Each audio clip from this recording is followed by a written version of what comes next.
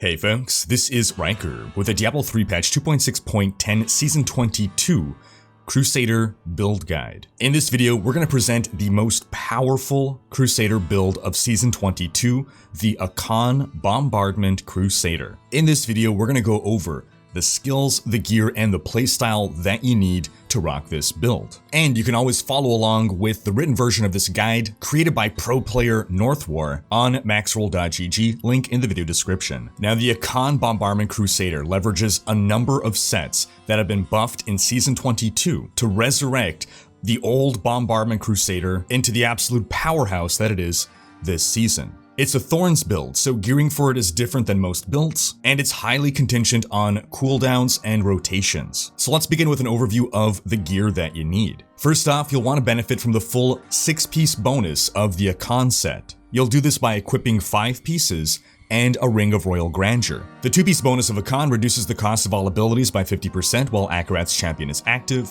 The 4-piece reduces the cooldown of Akkhan's champion by 50%. This is crucial because we need 100% uptime on Akkhan's, because the 6-piece makes it such that while we are in Akkhan's champion form, we deal 2000% increased damage and take 50% less damage. This build falls apart if we cannot maintain permanent uptime on Akkhan's champion. That's why specific cooldown breakpoints will be important, which we'll go over in a bit. Without Akkhan's, we lose a bunch of our damage and a bunch of our survivability. We're also working in 2 pieces of the Invoker set. The 2-piece bonus makes your Thorns damage hit all enemies in an area around you, but what's most relevant to us is that each time we hit an enemy with punish / or when we block an attack, our Thorns is increased by 90% for 2 seconds, stacking up to 10 times for a total of 900% increased damage. Then the third huge damage multiplier set we're working in is the Norvald's Fervor set. This is the main hand offhand combo that increases the duration of Steed Charge, helps refresh the cooldown on Steed Charge, but most importantly,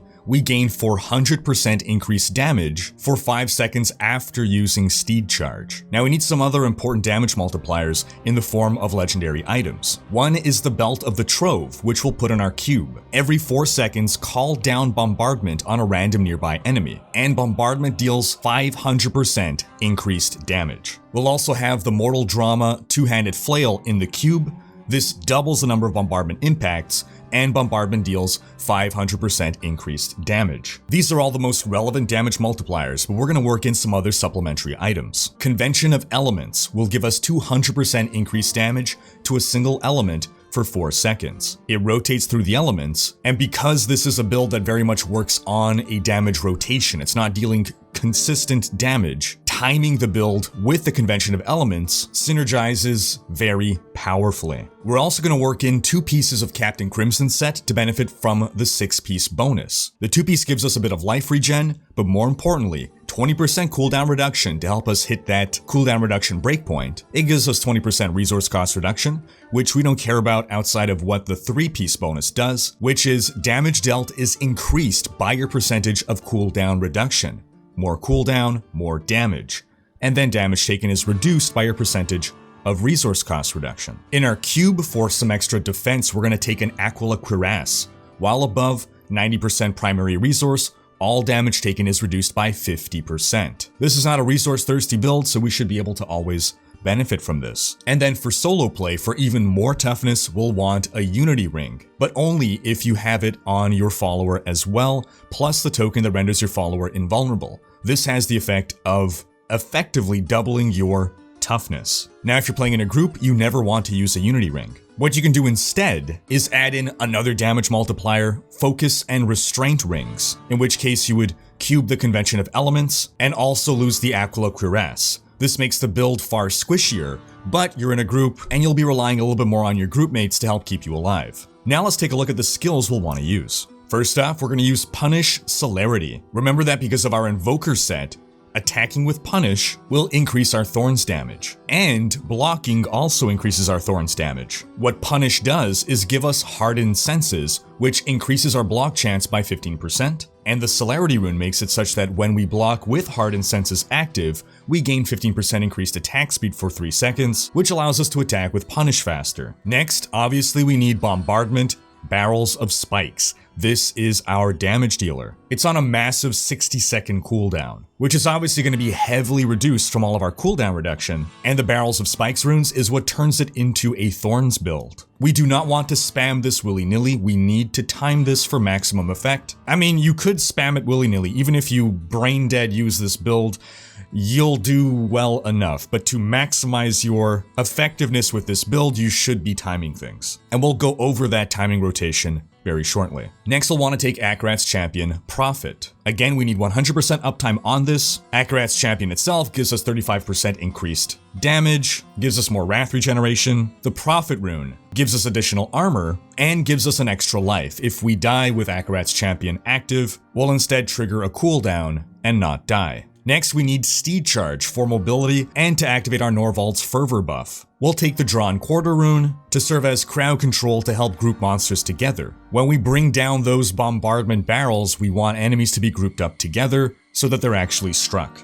Next, we'll want to take Iron Skin Reflective Skin. Iron Skin gives us 50% damage reduction, and the Reflective Skin gives us a Thorns damage buff, turning this defensive skill into a solid offensive damage multiplier. And then lastly, we'll take Provoke Hit Me. This taunts enemies, which brings them closer to you, helps with the grouping for the Barrels of Spikes, and you gain 50% increased block chance, which again pairs very nicely with our two-piece Invokers. For our passives, we need to take Heavenly Strength. This lets us wield a two-handed weapon in our main hand, while bearing a shield. We cannot use Norvald set without this. We're going to take Finery, just a really robust Crusader passive. We gain 1.5% strength for every gem socketed into our gear.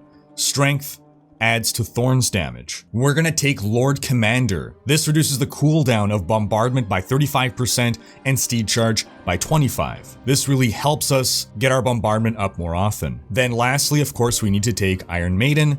Your Thorns is increased by 50%. So, what exactly is our skill rotation? We're operating on a 16-second timer. This is of course tied to our Convention of Elements rotation. The Convention of Elements will rotate through 4 different elements, and physical is the element that buffs Thorns damage. So we want to ensure that it's in our physical damage rotation window with our Convention of Elements that we are bringing the Barrels of Spikes down on enemies. So as we're waiting for that rotation to come up, we're looking for a pack of enemies. We're trying to lure enemies together in order to get our maximum impact from our nuke. Once we get into our lightning rotation, which is just before physical, we're going to Steed Charge into the group of enemies.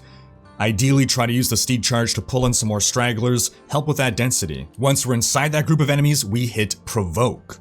This will taunt the enemies to further group up towards us. It's going to buff our block chance, which will also help us survive in the midst of a group of enemies. We're also hitting Iron Skin, defensive buff, and buffing our Thorns damage, which is about to start bearing down on the enemies. We then start spamming Punish, build up our stacks, and then while you're still in the lightning rotation, when there's just about a second and a half left, when that timer's at roughly the 8 o'clock position, that's when you activate Bombardment, because it takes a little bit of time for those barrels to start coming down.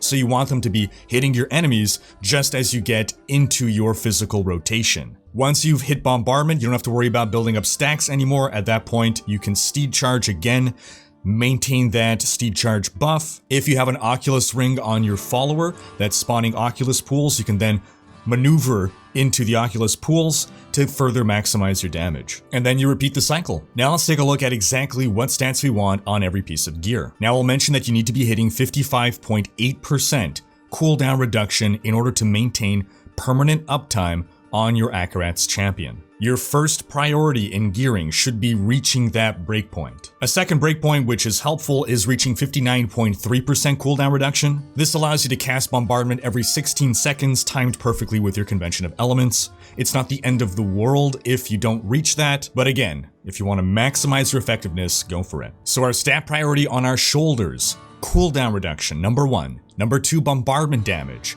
Then area damage. Area damage is very important in this build. We're going to be grouping up enemies.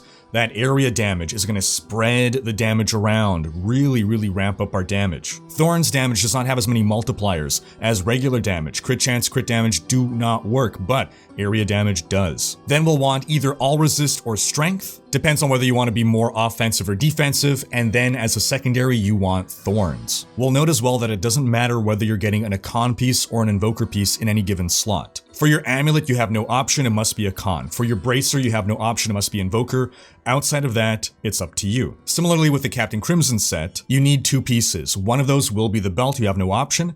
The other can be pants or boots, it's up to you. For our helm, we're gonna want strength, vitality, all resistance, thorns, and a diamond in the socket for cooldown. For our amulet, we'll want physical damage, area damage, strength, thorns, but if you really need the cooldown, you can sacrifice something there for cooldown. For our gloves, we'll want strength, area damage, cooldown, resource cost reduction, and thorns damage. For our chest, we'll want strength, bombardment damage, thorns damage, then a defensive stat like elite damage reduction. For the gems that we'll be putting in our chest and pants, if you want more toughness, go with diamonds. If you want more damage, go with rubies. For our bracers, physical damage, strength, vitality, all resist, and thorns damage. For our belt, strength, vitality, life, all resist, thorns damage. For our pants, strength, vitality, all resist, thorns damage. For our boots, strength, vitality, all resist, armor, thorns damage. For our rings, prioritize cooldown reduction, area damage, and strength. On a unity, you can keep the increases damage versus elites, and try to get thorns as a secondary. For our weapon, ideal stats are strength,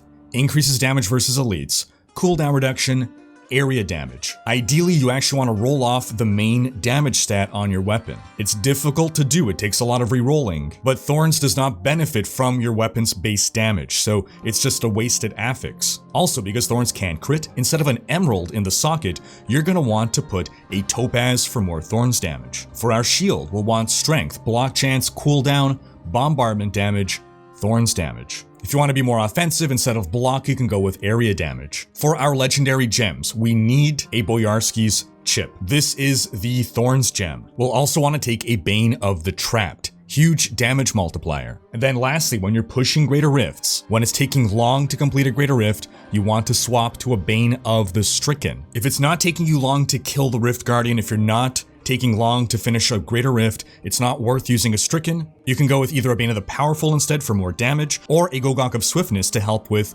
cooldown reduction. For your Paragon point priority, max out your move speed, then pump enough into Vitality to reach 800,000 health, then dump everything into Strength. For offense, cooldown reduction, then attack speed, crit chance, crit damage don't matter. For defense, all resist, armor, life percent, life per second. For utility, area damage, resource cost reduction, pickup radius, and life per hit. And that's gonna wrap up this video. But do be sure to check out my fast leveling guide, my video on the best builds of Season 22, and stay tuned for other build guides. Thanks for watching. Special thanks to my Twitch, Patreon, and YouTube supporters for making these videos possible. If you like what you see on this channel and want to support the creation of more content, you can consider pledging on YouTube or Patreon and unlocking behind-the-scenes content, monthly virtual hangouts, and more.